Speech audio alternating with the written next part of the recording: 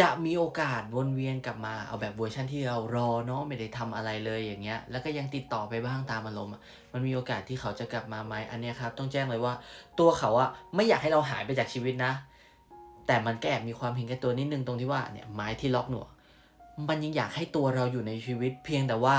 อยู่รอในตอนที่เขาพยายามจัดการปัญหาชีวิตเพราะเขาอาจจะมี mindset บางอย่างที่ประมาณว่าถ้าฉันยังไม่มีสิ่งนี้ฉันไม่ควรมีแฟนฉันยังเคลียร์เรื่องนี้ไม่ได้ฉันยังไม่ควรมีแฟนมันเป็น mindset ที่เป็นโลกส่วนตัวจนเรางงแบบงงๆแล้วก็มองว่า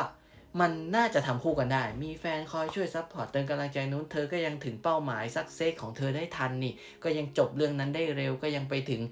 ปลดหนี้ได้นี่นาทำไมแบบไม่โอเคกับเรื่องนี้แต่ในมุมเขาไม่ได้คิดอย่างนั้นมันอาจจะเป็นเพราะเขาดูหนังดูซีรีส์มีกลุ่มเพื่อนกลุ่มญาติพี่น้องสอนมาก็ได้ครับที่มองว่า